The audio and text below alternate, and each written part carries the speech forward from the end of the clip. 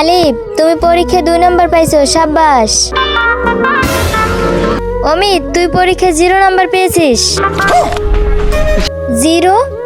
আলিফ 100-তে 100 number পেয়েছে, আর আমি 100-তে 0 কিভাবে সম্ভব? তুই যে পরীক্ষার খাতা লিখছিস বড় একটা ঘোড়ার আন্ডা, পড়ালেখা করতেই পারে না। আমরা ঠিকই পড়ি, আপনিই পড়াইতে পারেন না।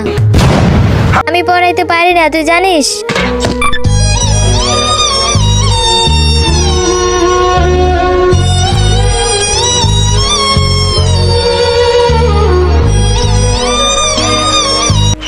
কিন্তু তার আগে যে ভিডিওতে লাইক দিয়ে চ্যানেলটাকে সাবস্ক্রাইব করবে, তার মা বাবা যেন অনেক দিন বেঁচে থাকে। যে কমেন্ট করবে আই লাভ ইউ মা বাবা, তার যেন মনের আশা পূরণ হয়ে যায়।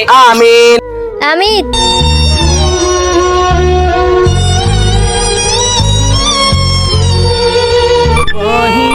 में कसी के सैया मारे लो এইবার কি করবি তুই?